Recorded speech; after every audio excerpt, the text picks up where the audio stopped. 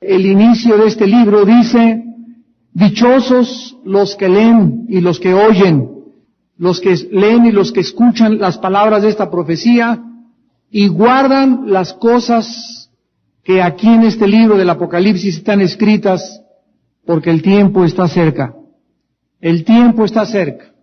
Estas palabras fueron escritas hace 2000 años.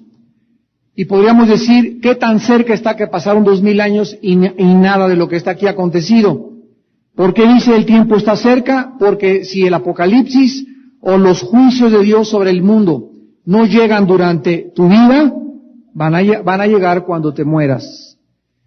Y así como estos astronautas hace 2 días venían a 20,000 kilómetros por hora, 60 kilómetros de altura, y desde que salieron de la Tierra, pues se despidieron y sus familias lo estaban esperando, todos ellos menores de 45 años, jamás volvieron a ver a su familia, y se desintegraron en milésimas de segundos. Así es nuestra vida. Ellos no se imaginaron que en los próximos 15 segundos ya no iban a vivir. Y de repente estaban, ¿dónde estamos? No van a amanecer en Marte ni en Júpiter, sino despertaron en la presencia del Creador del universo. Unos para bien, otros para mal. Dependiendo cuántos de ellos, estoy ahorita informado que 4 de ellos eran cristianos, uno de ellos, Hilar Ramón, el que era de nacionalidad israelí. Así que pues, así es la vida, ¿verdad? Tú no sabes, en el carro, en la carretera o en la noche, un embolio, un ataque al corazón, no sé. Hay tantas formas de morir para niños, jóvenes, grandes, adultos. Nadie tiene escrito que vamos a vivir mañana. La Biblia dice, prepárate para encontrarte con tu Dios. Así que el tiempo está cerca realmente. El tiempo de nuestra muerte, el tiempo del fin de la humanidad está muy cerca.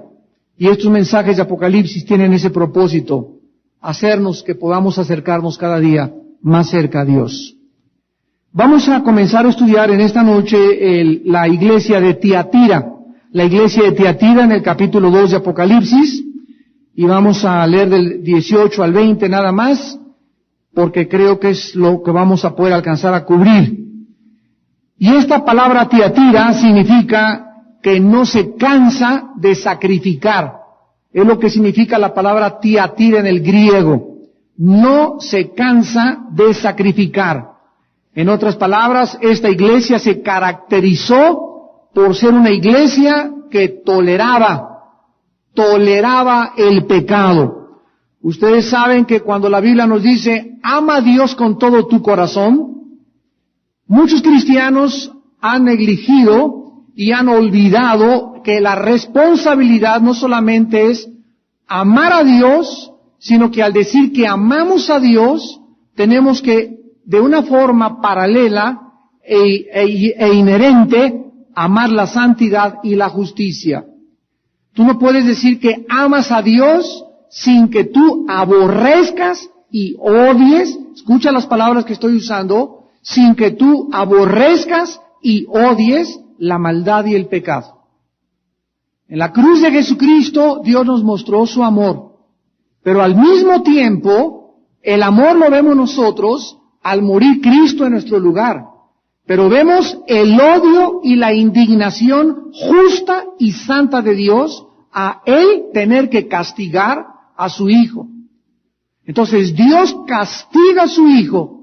Dios permite que su Hijo muera en manos de criminales y de pecadores. Ahí vemos la indignación intensa, el odio de Dios por el pecado, al grado que lo llevó a sacrificar a su Hijo. Y de su Hijo hacia nosotros vemos su amor. Entonces la gente no ha comprendido el amor ni el odio de Dios, mucho menos. Porque para nosotros como seres humanos nos es incomprensible entender y creer cómo puede Dios odiar.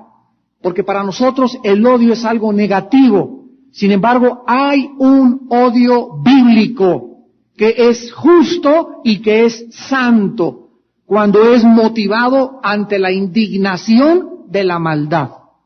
Entonces, cuando tú vas caminando por la calle, les decía yo el domingo, y ves que una persona está abusando de una niña de 10 años o tratando de violarla, no vas a llegar a decirle, en el nombre de Jesús, peace and love, suéltela por favor. ¿Verdad? Llegas y lo agarras a patadas a ese tipo, o si tienes una pistola le das 2 o 3 o 4 tiros en las piernas, o usas la violencia y la fuerza. ¿Por qué? Porque estás usando la indignación para proteger la vida y la santidad de la vida y la dignidad humana. Si te encuentras a Bin Laden ahorita en la esquina, ¿qué haces? Bin Laden, Cristo te ama. ¿Verdad? Tú no vas a tener que usar tal vez la fuerza para agarrarlo, esposarlo, entregarlos a las autoridades. Y esta indignación que nosotros manifestamos ante el pecado y nuestro odio ante la maldad es justificable en la Biblia por Dios. Cuando el odio no es permitido es cuando es motivado sin tener ninguna base por motivos egoístas y para satisfacer nuestras emociones. En la Biblia el odio no es mucho más que una emoción. En la Biblia el odio es una actitud. No es una simple emoción, es una actitud, repito, ante la maldad y ante el pecado. Entonces, en este mensaje que en esta noche vamos a analizar, vamos a descubrir que no podemos nosotros como cristianos tolerar el pecado. Hace ratito teníamos una junta a los pastores y yo les comentaba que la gente tacha, por ejemplo, si pasara un carro ahorita de homosexuales así encuerados todos y en ropas menores, ¿qué haríamos los cristianos ante ellos? Si los agrediéramos, seríamos acusados de racistas, de intolerantes, de discriminarlos. Sin embargo, lo que deberíamos hacer es agarrar y voltear el coche con todos ellos para que se cayeran todos y se abrieran la bocota todos. ¿Por qué? Para proteger a los niños que los están viendo y porque no podemos permitir que inocentes sean ellos manchados y sean corrompidos por estas personas que de una forma vulgar y abierta tratan de rebajar las normas santas de la moral. Entonces la gente cualquiera diría, ay, que el cristiano yo creí que puro peace and love y puro misericordia y puro amor. El infierno es una prueba de que Dios odia el pecado. Y el infierno es una prueba que Dios no tolera el pecado. El infierno es una prueba de una indignación santa y justa por el pecado. ¿Por qué no lo podemos entender? Porque no comprendemos ni siquiera lo que es amar. Para nosotros el amar es el amor de Hollywood, es perdonar todo, y sin embargo ese concepto no está en la Biblia. Cuando las personas andan en las calles vino una persona antier y me dijo, Armando, como cristiano, puedo ir a la embajada americana, me invitaron a protestar contra la guerra de Estados Unidos contra Irak. ¿Un cristiano puede ir a hacer este tipo de manifestaciones pacifistas? ¿Qué le contestarías tú? Yo le contesté y le dije de ninguna manera. Y me preguntó por qué, y le dije, te voy a dar las razones. Porque hay una canción de los Beatles hace mucho tiempo que se llamó All You Need Is Love. Cuá, cuá, cuá, cuá, cuá. Y esa canción de solo todo lo que necesita es amor, es una utopía, es una mentira. Porque si viviéramos en un mundo donde no hubiera maldad, sí, todo lo que se necesitaría sería el amor. Pero en un mundo donde hay el pecado y donde hay maldad, no solamente se necesita ese amor, se necesita el uso de la fuerza y de la violencia. Entonces, creer que andar en la calle, no a la guerra de Irak, vamos a proteger esto y vamos a proteger aquello, es una utopía, es una falsedad. ¿Por qué? Porque por la paz las personas dictatoriales y las personas que tienen gobiernos totalitarios no van a soltar las armas. Se necesita ir a quitárselas por la fuerza. ¿Por qué? Porque hay guerras que son justas y hay guerras que son injustas. Entonces, ese pacifismo es creer en un sueño de marihuana, ¿verdad? De que por el puro amor se puede vencer el odio. Y no es cierto. La Biblia no nos enseña eso. Y la prueba está en la cruz de Cristo.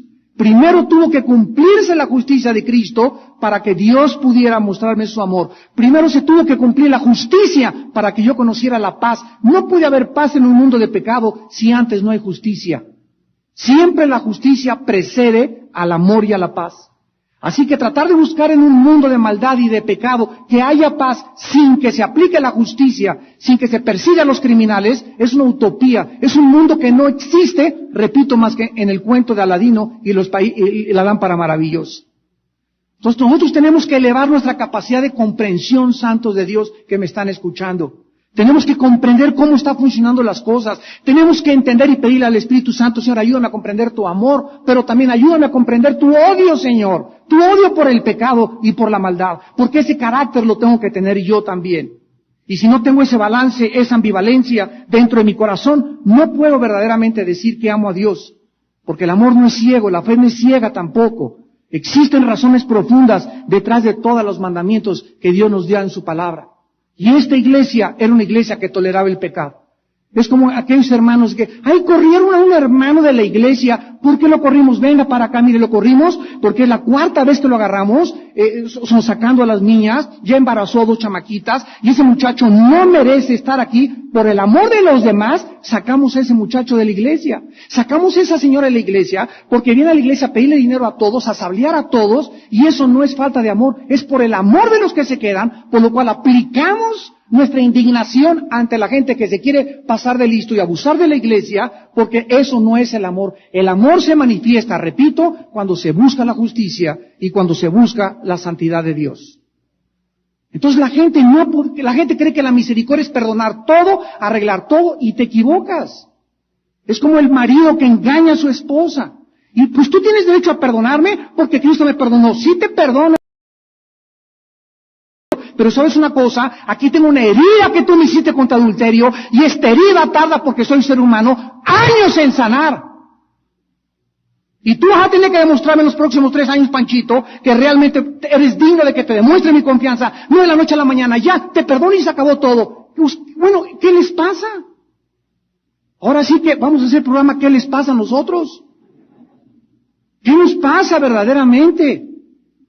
No, pues tú tienes que estar sujeta a mí, y discúlpame, una cosa es estar sujeta a ti, otra cosa es ser tu esclavo y tu sirviente. Y Dios no me manda a ser esclavo de nadie. Entonces, bajo la cobertura y bajo los términos de, tiene que estar sujeta, y cállese, y usted no tiene que hablar, comenzamos a salirnos y a irnos a un extremo que no existe en la Biblia. ¿Y todo por qué? Porque mi pueblo pereció, porque le faltó conocimiento. Y así está la mayoría de las iglesias y la mayoría de los cristianos y la mayor parte de los líderes espirituales en el mundo entero, sin tener respuestas ni poder tener un equilibrio verdadero en las enseñanzas de la palabra de Dios. En esta noche que vamos a estudiar a Jezabel, vamos a ver muchísimo relacionado con el gobierno de la iglesia, la mujer y el papel de la mujer dentro de la iglesia. Dice en Apocalipsis 2, 18 al 20, escribe al ángel de la iglesia en Tiatira, el Hijo de Dios: el que tiene ojos como llama de fuego y pies semejantes al bronce bruñido, dice esto: yo conozco tus obras, y amor, y fe, y servicio, y tu paciencia, y que tus obras postreras son más que las primeras. Pero tengo unas pocas cosas contra ti, que toleras. Esa palabra es muy importante, la tolerancia, que estás tolerando que esa mujer, Jezabel, que se dice profetiza, enseñe y seduzca a mis siervos a fornicar y a comer cosas sacrificadas a los ídolos. Vamos a quedarnos hasta este momento y vamos en primer lugar a ofrecerles el contexto histórico y geográfico de la iglesia de Tiatira. La ciudad de Tiatira estaba localizada a 64 kilómetros al sureste de Pérgamo, que ya estudiamos esa iglesia, y fue establecida por Seleuco Nicator en el año 300 antes de Cristo y duró hasta el año 281 después de Cristo. O sea que casi 500 años duró esta ciudad y formó parte del imperio de Alejandro el Grande. La ciudad actualmente se llama Aquisar, con K, Aquisar, y tiene 35,000 habitantes. La importancia de esta ciudad radicaba en la posición geográfica que tenía, porque estaba en el camino donde se unían Pérgamo con Sardis y que seguía el camino hasta Filadelfia y hasta la Odisea. Era el camino donde viajaba el correo imperial de Roma. Llegó a ser esta ciudad un oasis de la cultura griega en un desierto realmente oriental. Su dios era Apolo, era el dios de la ciudad, y tenían otro dios que era un héroe militar llamado Tiramo o Tirimo, y aparecía todavía en la arqueología moderna, en las monedas antiguas, montando un caballo y armado con un hacha y con un garrote. Ese era el héroe militar Tirimo de la ciudad de Tiatira. También en Tiatira tenían un oráculo o un santuario inmenso de adivinación, de brujería y estaba dirigida por una sacerdotisa llamada Sámbate. Era el centro, además, de la industria del teñido, de la lana y de las telas. ¿Se acuerdan ustedes en Hechos 16 a Lidia, la que vendía púrpura? Bueno, ella era natural o había nacido aquí en esta ciudad de Tiatira. Muy bien, esta iglesia estaba teniendo dos problemas principales. En esta ciudad de Tiatira se celebraban periódicamente banquetes en los templos paganos y además se ofrecía en estas orgías, porque eran orgías, carne sacrificada a los ídolos. ¿Podían los cristianos asistir a este tipo de banquetes?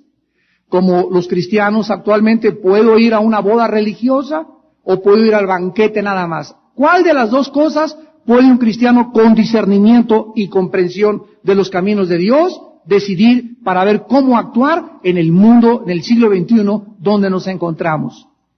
Y en segundo lugar, estos banquetes acababan siempre en orgías. ¿Podían los cristianos estar presentes en estas celebraciones? Los cristianos de la iglesia de Tiatira habían cedido a sus convicciones morales y bíblicas y comenzaban a permitir la inmoralidad y las falsas enseñanzas a su propia vida. Actualmente en el siglo XX podríamos hacer las mismas preguntas a los cristianos que en este momento nos están escuchando. ¿Hasta dónde tienes tú convicciones morales y hasta dónde respetas las normas de santidad en tu manera de vestir? Primera pregunta a las mujeres. Hay iglesias, yo conozco y viajo bastante seguido, donde dentro de la iglesia, no estoy hablando de muchachas que acaban de llegar a la iglesia el domingo, siempre tenemos visitantes y miren cómo vienen vestidas y no les vamos a criticar porque no podemos a una persona que acaba de llegar a la iglesia imponerle reglas. Pues ya el próximo domingo tienes que venir vestida así, sino que tarda tiempo en que la muchacha vaya captando, entendiendo por qué Dios quiere que sea su vestido moral, con pudor, etcétera, etcétera. Pero si después de 6 meses, un año, una muchacha o una mujer en la iglesia sigue viniendo a la iglesia con pantalones entallados, menos con el ombligo de fuera, caminando como licuadora enfrente de todos, con un escote hasta por acá, etcétera, etcétera, nos damos cuenta que hay falta de muchas convicciones morales en el área del pudor y en el área de la decencia de muchas mujeres que se dicen que siguen a Jesucristo. Entonces nosotros tenemos que estar continuamente subiendo. El mundo cada día baja más, las mujeres del mundo cada vez se descubren más. La mujer de Dios cada vez se tapa más. Y tú no tienes que bajarte al nivel donde están las mujeres y descubrirte cómo ellas hacen, caminar como ellas caminan, bailar como ellas caminan, porque tú tienes otro llamado, tú tienes otro conocimiento. Dios te llamó a vivir en otro reino, en otra dimensión, para que lo conocieras a Él, para que fueras santa, para que fueras pura, para que no atrajera las miradas de los hombres sobre tu cuerpo, sino sobre tu espíritu afable y apacible y sobre el verdadero valor que tiene tu corazón y tu alma delante de Dios. Atraer las miradas sobre tu cuerpo hará, ¿verdad?, que algún día te acaben violando, te acaben secuestrando. La mayor parte de los violadores dicen eso. Es que esa muchacha pasaba enfrente de mi casa con sus pantalones apretados y se vuelve obsesión. Y tú no tienes por qué estar tentando a los hombres y mucho menos si eres casada. Así que esta iglesia es un tipo de las iglesias del siglo XX que toleran, que permiten que las normas de la santidad sean rebajadas y comienzan a manifestar una conducta dentro de la iglesia igual a la que existe fuera de la iglesia en el mundo. Cristo comienza describiéndose a sí mismo como el Hijo de Dios. Dice el versículo 18, el Hijo de Dios, el que tiene ojos como llama de fuego y pies semejantes al bronce bruñido, dice esto. Este título enfatiza su deidad y es muy significativo porque en el capítulo 1 de Apocalipsis, versículo 13, dice la Biblia, vi en los medios de los 7 candeleros a uno semejante al Hijo del Hombre. Aquí en el capítulo 1, versículo 3 es Hijo del Hombre. Aquí Él se describe como el Hijo de Dios. ¿Por qué? Porque el Hijo del Hombre enfatiza su humillación y su identificación con todos los creyentes desde Adán. Y como el Hijo de Dios, Cristo adquiere y se adjudica este título para identificarse como no solamente fui un hombre y me identifico con ustedes como seres humanos, sino quiero también que recuerden que soy divino. Porque soy Dios en la carne. El que me ha visto a mí, dijo Jesús, ha visto al Padre. Juan capítulo 10. Ahora, además de esto, Jesús dice que Él es el que tiene ojos como llama de fuego. Y esto significa que los ojos de llama de fuego nos hablan que aquí Jesucristo no tiene ojos de borreguito a medio morir. La primera vez que vino Jesús al mundo, vino como un cordero, enmudeció ante sus enemigos, no se defendió, imitó un cordero, ¿verdad? Los discípulos asombraron que aguantara, que le hicieran, pero el retrato de Cristo en Apocalipsis, como lo vimos en las primeras conferencias, es un Cristo totalmente diferente al Cristo que vino a la tierra. Es un Cristo que viene a juzgar al mundo, con los ojos penetrantes que nos hablan de juicio, los pies de bronce bruñido, el bronce en la Biblia habla de juicio, y ahora que venga Cristo ya no viene a salvar a nadie, viene a juzgar a todos los seres humanos que rechazaron y no quisieron aceptar su sacrificio para pagar por tus pecados en la cruz del Calvario. Entonces, estos ojos de fuego nos hablan, ¿verdad?, de la tremenda y escalofriante penetración de esa mirada que va a desnudar a cualquier persona que crea que está disfrazada, y la mirada de Cristo en esta noche te revela los más profundos secretos de tu corazón. En Jeremías 17, 9 al 10, Dios dijo estas palabras. Engañoso es el corazón más que todas las cosas, y perverso, ¿quién lo conocerá? El otro día estaba yo leyendo la vida de un agente del FBI, un ex director del FBI, apellidado Hansen, que desde 1988 hasta el año 2000, por 12 años, este hombre que era de los máximos directores de la Oficina Federal de Investigaciones en Estados Unidos de la Policía, 12 años le estuvo pasando información a los rusos. Y durante 12 años le estaban pague y pague y pague, y ni el cura que lo confesaba, ni su esposa, ni sus mejores amigos, nadie sospechó de él durante 12 años. Era un hombre que vivía verdaderamente una doble vida. ¿Cuántas personas que me están escuchando viven una vida doble? Que tienes tu amante escondida y delante de tu casa y tu familia eres un hombre honorable y decente. Delante de la iglesia pones cara de San Martín de Porres y por acá robas, explotas a tus trabajadores, mientes, engañas, haces tranzas, tratas de sacar siempre la ventaja, usas a la gente, a tu esposa, quien se da cuenta cómo la tratas. Vives una vida doble. Y la Biblia dice que algún día, versículo 10, yo Jehová que escudriño la mente. Dios conoce tu vida, Dios conoce mi vida. Dios conoce lo que pensamos en los secretos. Dios sabe cuántos viven hasta con 3 personalidades.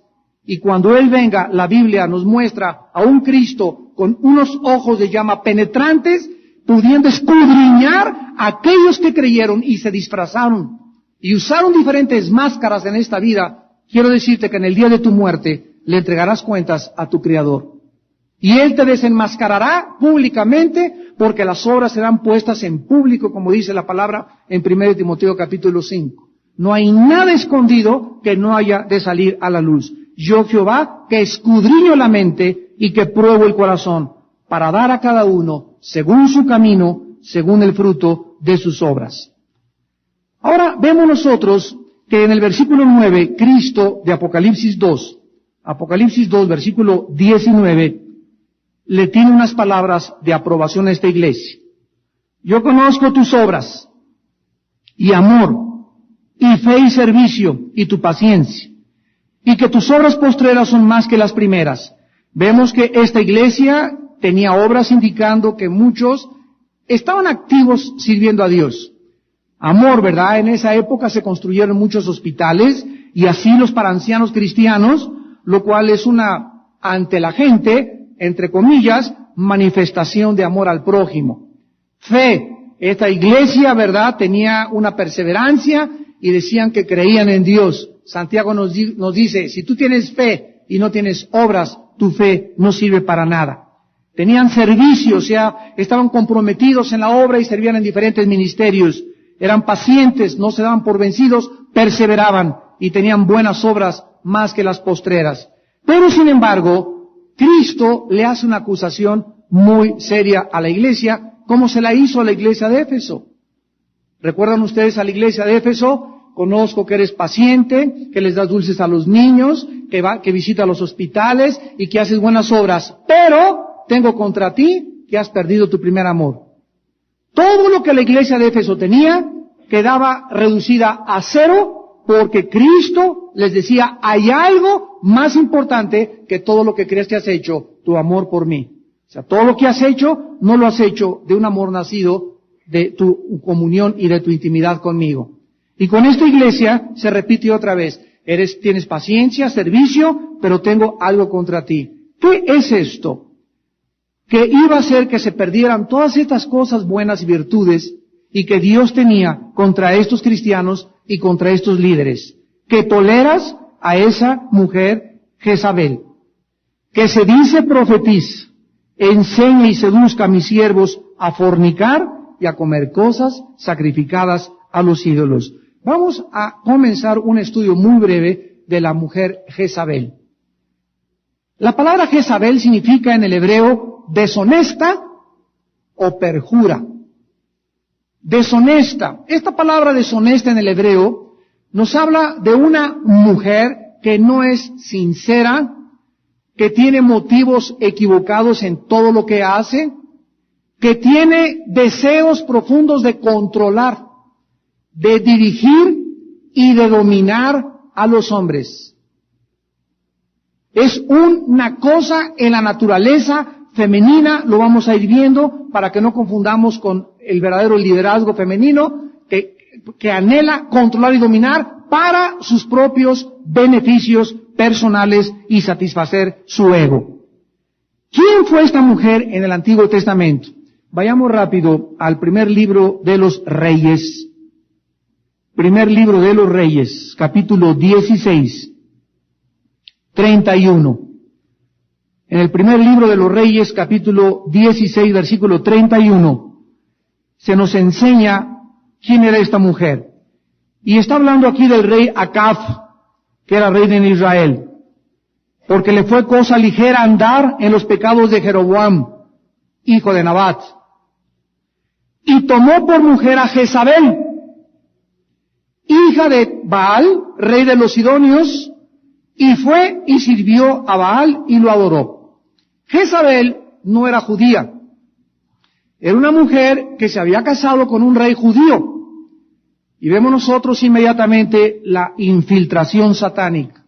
Esta mujer era perversa, era una mujer mala, era adicta a la hechicería, era adicta a la brujería. Ella conocía y servía muy bien a Satanás y a los ídolos falsos y se casa con un hombre malo, también llamado Acab, porque dice el versículo 31 que le fue cosa ligera andar en los pecados de Jeroboam. O sea, cuando Acab se casó con Jezabel, este rey ya andaba en la maldad. Dice la Biblia, Dios los cría y ellos se juntan, ¿verdad? Dice Amós, andarán dos juntos sin que estuvieran de acuerdo, no. Entonces es común siempre que una persona es mala, a alguien que es malo se le pega. A un muchacho marihuano se le pega a uno que le guste la marihuana. Una muchacha que se acuesta con su novio, se le pega a una muchacha que también se va a acostar con su novio si sigues teniendo esa amiguita. Entonces dime con quién andas y te diré quién eres. Lo semejante, dice la Biblia, atrae a lo semejante. Entonces este hombre andaba en el camino del mal, viene el Satanás y le da el puntillazo, poniendo una mujer en su vida que era mala igual que él. Pero él era Peter Pan comparado con ella. Porque ella era mala y perversa y fuerte de carácter, y él era malo y perverso y débil de carácter. Entonces nos damos cuenta quién gobernaba, quién dominaba y quién daba las órdenes en esa casa, en ese imperio, en ese castillo, en ese gobierno. Ella. Esta mujer, dice la Biblia, ahora vayamos a 1 de Reyes 21, 25, 1 de Reyes 21, 25, dice que a la verdad ninguno fue como Acab, que se vendió. Vemos que era un hombre sin convicciones, era un hombre que no le interesaba leer la Biblia, era un hombre que no le interesaba consultar la Torah, se vendió para hacer lo malo ante los ojos de Jehová. Porque Jezabel, su mujer, ¿qué cosa? Lo incitaba. Cuando tú vas en el camino de la maldad y te apartas de los caminos de Dios, vas a encontrarte amigos y amigas que andan en ese camino, y esos amigos y esas amigas van a darte el puntillazo o te van a acabar incitando para que te degrades más, para que desciendas más bajo, para que corrompas más y más tu corazón y para que te alejes cada vez más de Dios. Esta mujer era lo último que necesitaba el rey Acab. Ella lo incitó a ser todavía más malo. Vayamos ahora al segundo libro de Reyes, capítulo 9. Y vemos que esta mujer no solamente era mala, perversa, bruja, sino que también era prostituta y hechicera. Los tenía todos. Dice Segunda de Reyes 9, versículo 22. Cuando vio Joram a Jehú, dijo, ¿qué paz? ¿Hay paz, Jehú? Y él respondió, ¿qué paz? Con las fornicaciones de Jezabel tu madre y sus muchas hechicerías. Jehú fue el hombre que usó Dios para que matara a Jezabel. Y lo vamos a ver finalmente, ¿verdad? Que en un cuarto sube Jehú y busca a Jezabel. Ella se pinta porque se pintaba, ¿verdad? Con antimonio, unas ojerotas que se pintaba y unas chapotas que se pintaba. Ya, imagínense la cara de Jezabel, ¿no? Cualquiera se la puede imaginar. Y entonces Jehú le dice a los eunucos, échenla por el balcón. Y le echaron por el balcón, y cuando dio por el balcón, quedó desparramado totalmente, y llegaron los perros y se la comieron. Y lo único que le quedó fueron las palmas de las manos y los pies. Esta prostituta y hechicera fue aquella a quien Dios la había juzgado. Ahí mismo en 2 Reyes 9, dice el versículo 30, vino después Jehú a Jezreel, versículo 30, del 2 Reyes 9, y cuando Jezabel oyó, se pintó los ojos con antimonio, atavió su cabeza y se asomó por una ventana. Y cuando entraba Jehú por la puerta, ella dijo, ¿sucedió bien a Zimri que mató a su señor? Alzando él entonces su rostro hacia la ventana, dijo, ¿quién está conmigo? ¿Quién? Y se inclinaron hacia él 2 o 3 eunucos. Y él les dijo, echadla abajo, y ellos la echaron, y parte de su sangre salpicó en la pared, en los caballos, y él la atropelló. Entró luego después que comió y bebió, y dijo, ahora vayan a ver a aquella maldita y sepúltenla, pues es hija del rey. Pero cuando fueron para sepultarla, no hallaron de ella más que la calavera, y los pies y las palmas de las manos. Y volvieron y se lo dijeron, y él dijo, esta es la palabra de Dios, la cual él habló por medio de su siervo Elías Tisbita, diciendo, en la heredad de Jezreel comerán los perros las carnes de Jezabel. Murió pues, igualmente murieron sus hijos y todos sus seguidores. Regresamos al Apocalipsis, después de ver a esta Miss Universo. Y dice la Biblia que dentro de la iglesia de Tiatira se infiltró una mujer. Y para que nosotros en el siglo XXI pudiésemos darnos cuenta qué tipo de mujer, y los cristianos del Nuevo Testamento, se usó el nombre de Jezabel.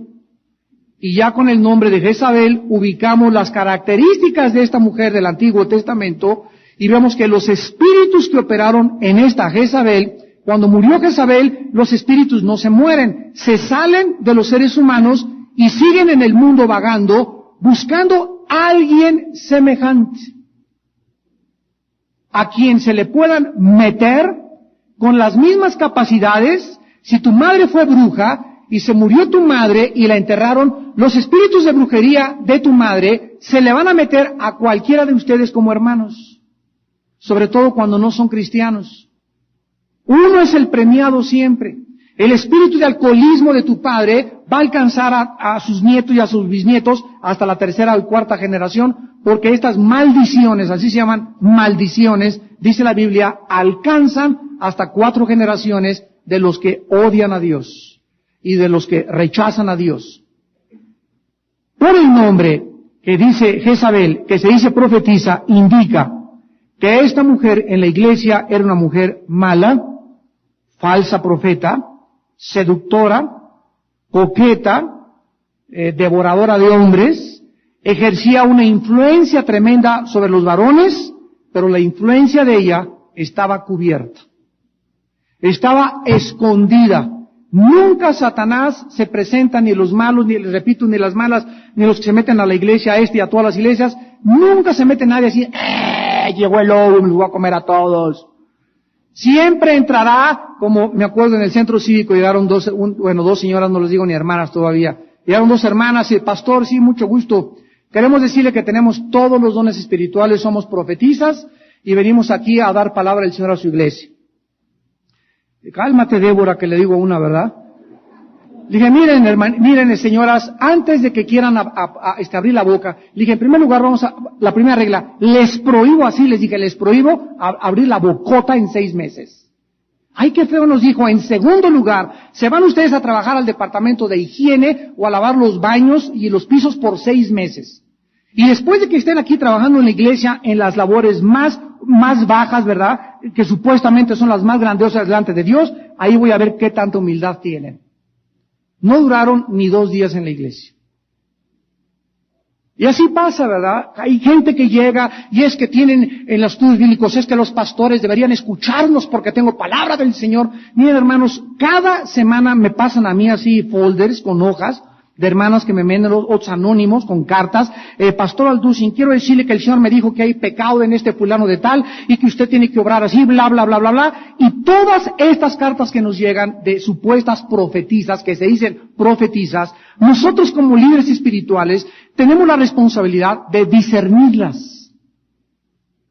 Pues es que viene el juicio contra México y tuve un sueño y usted, pastor, tiene que anunciarles que el 15 de febrero va a estallar esta guerra y viene terremoto y porque es palabra del Señor. Yo siempre a las que les puedo contestar les digo, a mí no me ha dicho nada el Señor. Y sabes una cosa, trato diario de estar muy cerca con el Señor. Yo no sé por qué el Señor, si me ama, me va a mandar un recado por otro lado. Si me manda un recado por otro lado es para confirmar algo que ella me dijo, pero no algo que es nuevo, ni que tampoco tenga yo que hacerte caso para poder yo dirigir ni siquiera el destino de la iglesia que Dios puso en nuestras manos como líderes para hacerle caso a tantas babosadas. Porque son babosadas. Son personas que tienen un ego tan grande que se creen profetizas. Esas personas siempre pregúntales, a ver, ven para acá, Débora. Quiero preguntarte, número 1, para poder, es la prueba de las falsas profetas. Quiero decirte, ¿cuántos versículos memorizas diario? ¿Cuántos versículos memorizas diario?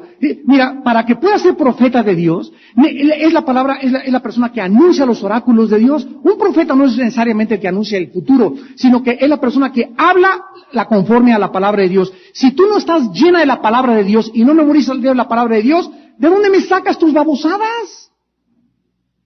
¿Y por qué dice que son babosadas? Te lo voy a mostrar con la Biblia. Vayamos a Jeremías. Ay, hermanos, esto ha pasado y pasará y seguirá pasando, desde el Antiguo como en el Nuevo Testamento. Dice en Jeremías capítulo 14, versículo 29, que Dios le mandó a su profeta a que dijera estas palabras. Jeremías 14, versículo 14. Jeremías 14. Me dijo entonces Jehová, falsamente profetizan los profetas en mi nombre. No los envié, ni les mandé, ni les hablé. Visión mentirosa, adivinación, vanidad y engaño de su corazón os profetizan. Engaño de su corazón os profetiza. Versículo 15, por tanto ha dicho Jehová sobre los profetas que profetizan en mi nombre, los cuales yo no envié, y dicen, ni espada ni hambre habrá en la tierra, con espada y con hambre serán consumidos, es profetas. Desde el Antiguo Testamento llegaban al pueblo de Dios, ¿quiénes? Hombres y mujeres con mensajes de Dios, entre comillas supuestos mensajes de Dios. Imagínense ustedes la enorme responsabilidad que tienes tú como padre de familia, yo como pastor, como un oficial en el gobierno, de discernir, de distinguir por el amor de Dios lo que es de Dios y lo que no es de Dios, porque si nos vamos con la finta y crees que es de Dios, te pueden sacar del camino, porque son enviados por el infierno. Vayan ustedes a Jeremías 23 ahora, Jeremías 23, versículo 16. Dice Jeremías 23, versículo 16. Así ha dicho Jehová de los ejércitos, no escuchéis las palabras de los profetas que os profetizan, os alimentan con vanas esperanzas, hablan visión de su propio corazón, no de la boca de Jehová. Versículo 21, no envié yo a aquellos profetas, pero ellos corrían, yo no los hablé, mas ellos profetizaban. Versículo 25, yo he oído lo que aquellos profetas dijeron, profetizando mentira en mi nombre, diciendo, soñé, soñé. ¿Hasta cuándo estará eso en el corazón de los profetas que profetizan mentira y que profetizan en el engaño de su corazón? Ahora, vayamos al Nuevo Testamento. Segunda de Pedro, capítulo 2. Para el que tenga dudas de que la Biblia y que la vida cristiana no es una guerra y no estamos en una guerra continua. En las guerras están ambos bandos, los países, tratando de interceptar los mensajes mentirosos de los mensajes correctos para que los enemigos no los hagan caer en su trampa. Juego de espías se llama esto. Bueno, en la guerra espiritual también lo hay. El diablo va a mandar a tu casa, va a mandar a tu matrimonio, va a mandar a tu familia, nos va a mandar aquí a la iglesia, falsos profetas, mensajes mentirosos que no vienen de Dios. En segunda de Pedro dice, hubo también falsos profetas entre el pueblo, como habrá entre vosotros falsos maestros, ¿qué harán? Introducirán encubiertamente, ahí está, cubierto, disfrazado, herejías destructoras, y negarán al Señor que los rescató, atrayendo sobre ellos destrucción repentina. Ahora vean Primera de Juan capítulo 4, ¿cuál es la orden que se nos da? Primera de Juan capítulo 4, versículo 1, amados, no creáis a todo espíritu, no te vayas con la finta, no creas cualquier mensaje que te dan, no creas cualquier visión que te dijeron, cualquier sueño que te aparecieron, cualquier carta que te manden, no lo creas tan fácilmente, sino prueben los espíritus. Prueba el espíritu si es de Dios, porque muchos falsos profetas se han salido por el mundo. Ahora vean 2 Corintios 11, 2 Corintios 11, versículo 13 al 15. 2 Corintios 11, del 13 al 15, porque estos son falsos apóstoles, obreros fraudulentos que se disfrazan. Esa carita que tú le veas y porque la hermana sí tenga carita de piedad y a mí me mandó el Señor y tengo esto y tengo aquello. Aguas, aguas, aguas, ojo, ojo, ojo. Se disfrazan como apóstoles de Cristo y no es maravilla porque el mismo Satanás se disfraza como ángel de luz. Así que no es extraño si también sus ministros se disfrazan como ministros de justicia, cuyo fin será conforme a sus obras. Vivimos un tiempo peligrosísimo. ¿Quién lo puede negar? Donde Satanás mandará un ejército a las iglesias del mundo entero, a nuestra iglesia y a todas las iglesias. Y todas las personas así que llegan nuevas y que ya quieren ser profetas y que mensajes y que mandan cartas y que los pastores tenemos que hacerles caso. Cuidado, pastores que me escuchan. Cuidado. Ahí en el Perú hubo un caso muy sonado. Llegó una mujer a una iglesia y le dijo al pastor que ella era profeta y que tenía mensajes de Dios. Y el pastor, Dios la bendiga, gracias a Dios por su don. Esta mujer, fíjense lo que hizo, comenzó a ir a los estudios bíblicos que tenía la iglesia en algunas casas. Y esto sucedió también en Bolivia y toda el área de los Andes. Y anduvo recorriendo como 30, 40 iglesias como por 2 o 3 años. Y en cada estudio bíblico que iba, se paraba, el Señor me dice en este momento que no le hagas caso a tu pastor, que la esposa del pastor vive en pecado, que el hijo del pastor vive en pecado, y comenzó a sembrar semillas de duda en todos los estudios bíblicos de más de 25 o 30 iglesias, y dividió más de 15 iglesias. Hasta que cuando se juntó una alianza de pastores y comenzaron a corroborar toda esta información y darse cuenta, esa mujer estuvo en mi iglesia, pues también en mi iglesia se dieron cuenta que era un común factor denominador que no era coincidencia. Los pastores oraron, el Espíritu les reveló que era una falsa profetisa de Satanás. La corrieron, la sacaron del país y la santa paz y la santa bendición de Dios vino otra vez sobre las iglesias. ¿Pero por qué? Porque toleraron. ¿Por qué toleras? Porque no sabes. Cuando eres tolerante ante aquello que no sabes, es pecado delante de Dios. Debemos ser intolerantes contra aquello que atente contra la verdad de la palabra de Dios. Para eso no tenemos absolutamente ninguna tolerancia. Ahora vamos a 1 de Timoteo, capítulo 2. Y veamos entonces que cuando esta mujer se decía profetiza,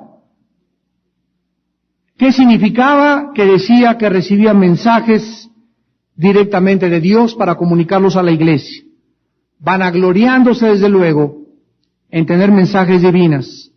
Y esto, desde luego, no significa que no haya verdaderas profetisas de Dios y verdaderos profetas de Dios. Sí los hay, en muchas iglesias hay mujeres ungidas con un ministerio precioso que Dios las ha llamado, y los líderes discernimos. Y tenemos que aceptar y tenemos que reconocer cuando alguien tiene, y eso es después de mucho tiempo de conocer a la hermana, de mucho tiempo conocer al hermano. Nadie más que el tiempo nos puede garantizar que verdaderamente hay una mano de Dios especial en esa mujer, en ese siervo. No de la noche a la mañana. Entonces, no quiere decir esto que no haya el original, lo verdadero. Porque sí lo hay. Hay lenguas verdaderas, hay sanidades verdaderas, hay gente que se cae para atrás, que las toma el Espíritu Santo, hay gente que ellas mismas se tiran para atrás, y hay gente que los chamucos se tiran también. Yo recuerdo una reunión que tuvimos en un congreso grandísimo en una ciudad de México, que el predicador comenzó así, pero de una forma indiscriminada a tumbar a todos. Me acuerdo que se acercó conmigo y de una forma descarada, así me puso el pie y me empujó con la mano. Y le agarré así el brazo y le dije, y lo jalé de la corbata. Y le dije, ¿sabes qué? Eso no lo hagas. Es una profanación contra el nombre de Dios. A mí no me tumbas a la fuerza, le dije. Dije, yo desde que veo una persona que pone la mano y te comienza a empujar, ten cuidado, quítale la mano. Nadie que te tiene que empujar. Si te caes y das el azotón, te tumba el Espíritu Santo. Y no vas a caer descalabrado. Entonces hay cosas que son de Dios y hay cosas que no son de Dios. Hay otra gente que no las tumba a nadie, pero tienen que caerse para sentir y que la gente lo vea, que el Espíritu Santo los tocó. Y sin embargo, es autosugestión. O el Espíritu verdaderamente te toca. Entonces, todo es falsificado en la iglesia de Dios. Nosotros tenemos que discernir qué es de Dios y qué no es de Dios. Pero es predicadores que llegan, pum, pum, pum, pum, pum, pum, pum, ¿verdad? Ni Rambo.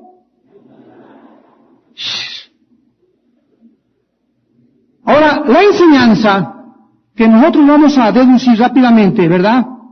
Dice en 1 Timoteo capítulo 2, versículo 11 y 12, que el Espíritu Santo nos enseña que la mujer aprende en silencio con toda sujeción, porque no permito a la mujer enseñar ni ejercer dominio sobre el hombre, sino estar en silencio. Estos versículos se llegaron a tomar y se colocaron en un extremo donde existen iglesias verdaderamente que a la mujer, cállese. ¿Por qué? Porque aquí lo dice. Y para que nosotros podamos entender el contexto, porque siempre el texto sin el contexto es un pretexto, tenemos que ver qué es lo que estaba pasando en las iglesias, como en la iglesia de Corinto también. No había 1 Timoteo, no había Corintios, no había nada del Nuevo Testamento en la iglesia primitiva. Estaba en la iglesia de Corinto, llegaba Pablo, ya saben, hay hermanitas de todo tipo, pero hay hermanas lindas, hay hermanas que no les para la lengua, pero ni un ratito. Hay otras que en todo se meten, hay otras que son bien chismosas, hay otras que son critique a todas las demás. Hay de todo en la iglesia. Aquí tenemos de tutti frutti, vainilla, limón y de mango. se paraban en la iglesia y mi marido, y al revés, usted cae y se siente ese Pancho. Entonces, el Espíritu Santo ilumina a Pablo y le dice, mira, hay que recordarles, 1 Corintios 11:3, que el hombre es la cabeza de la mujer, y que la mujer debe demostrar ante la gente que verdaderamente está sujeta a su marido. ¿Cómo? Dejándolo hablar al primero.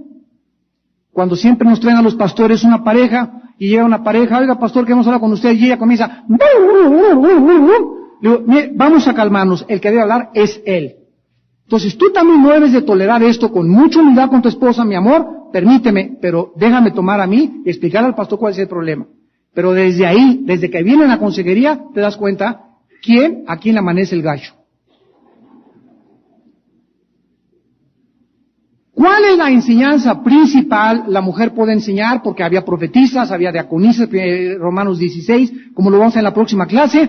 El problema era que la mujer no abuse y trate de levantarse en un nivel de usurpar, dice claramente, o ejercer dominio sobre el hombre, ni en la casa, ni en la iglesia, ni en el gobierno.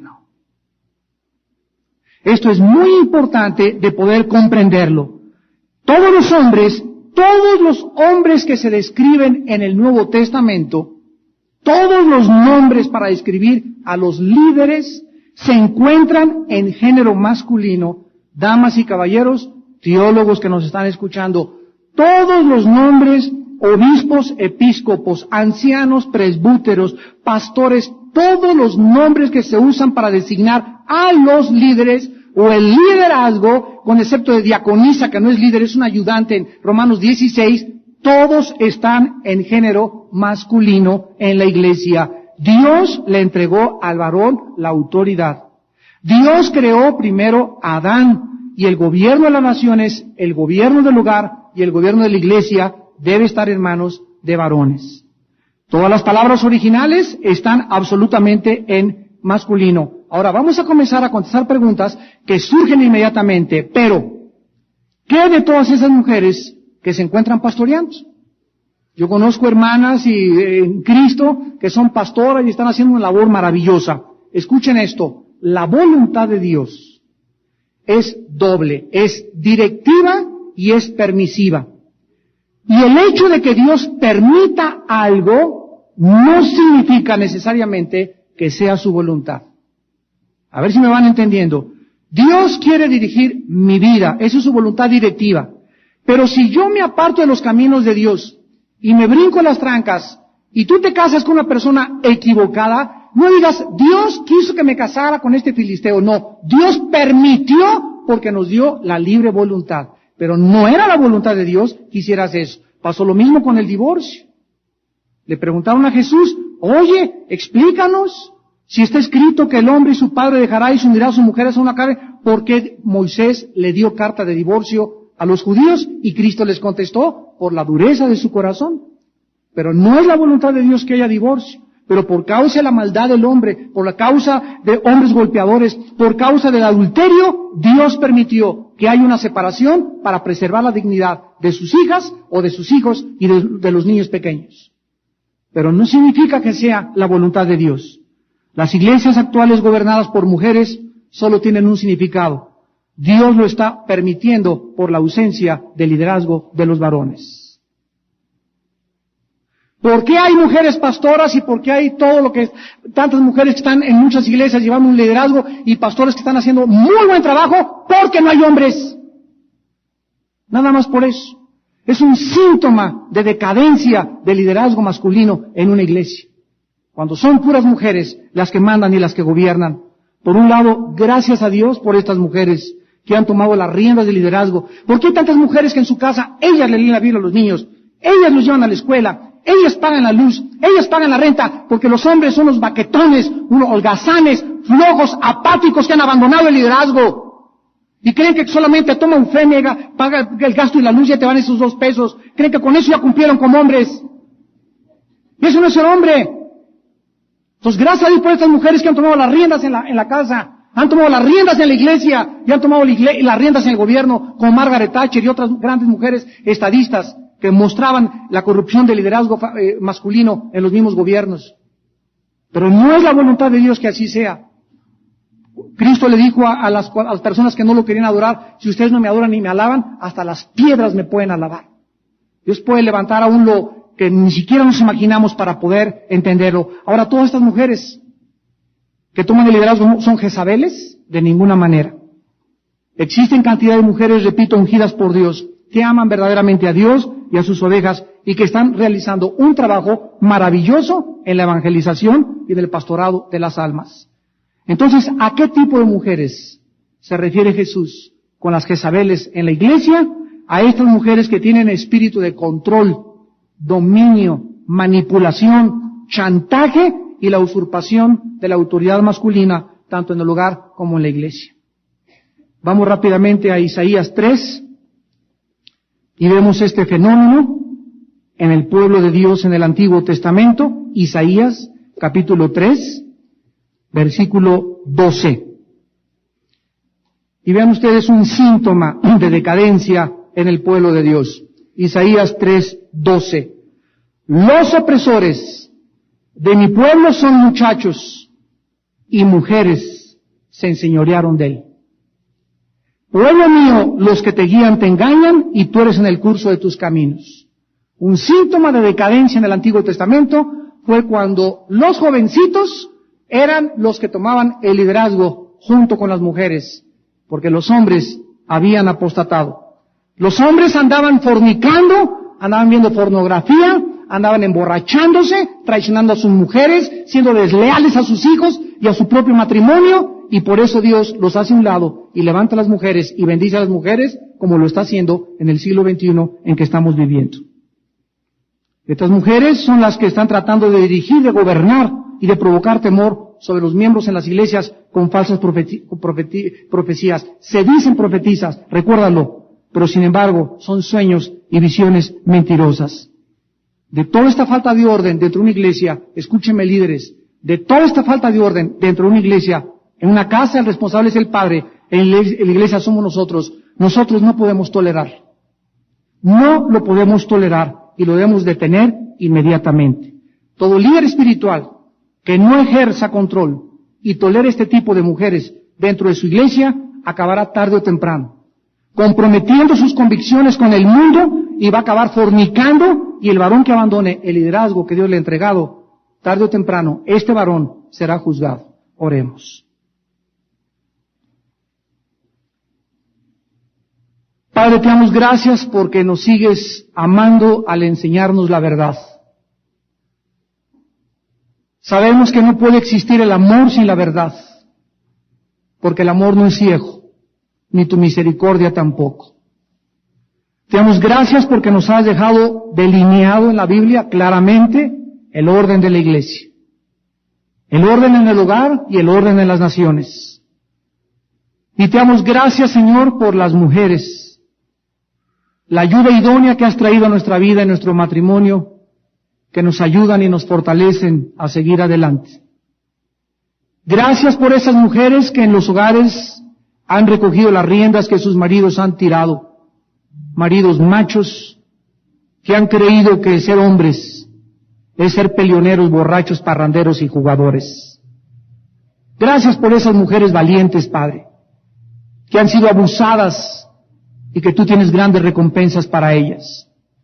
Gracias por las iglesias también, donde los hombres abandonaron el liderazgo y creyeron que la religión era cuestión de las mujeres, y las mujeres levantaron las riendas y están predicando tu palabra santa. Gracias por ellas. Gracias por todos aquellos corazones que solo tú conoces, que son rectos delante de ti, que te aman sinceramente y que aceptan el diseño establecido por ti en tus sagradas escrituras. Gracias, Padre, porque al poner al hombre como cabeza de la mujer, nunca quisiste significar que seamos mejores que ellas, ni que las tengamos también que aprovechar dominándolas, ni convertirlas en nuestras esclavas y menos en nuestras sirvientas, porque Dios, la Biblia dice que debemos tratarlas como mujeres frágiles, como vasos frágiles, coherederas de la gracia con nosotros, para que nuestras oraciones no tengan estorbo. Pero si tú eres una mujer que tienes este matriarcado que heredaste tal vez, y que te gusta dominar y en tu sangre está el controlar a tu marido, entrégaselo a Dios en esta noche. Porque si tú continúas avanzando, tus hijos van a crecer lastimados e inseguros. Dios creó el diseño de Dios en el hogar para que el varón sea la cabeza, el sacerdote, el líder de su casa. Y Dios bendice grandemente a estos varones, porque han tomado la responsabilidad varonil, porque eso es ser varones verdaderamente ante los ojos de Dios, de ser las cabezas y los líderes espirituales de sus hijos y de su esposa. Gracias, Señor. Síguenos ayudando a dirigir a nuestra familia, nuestra iglesia y nuestra nación, en el nombre de Jesús.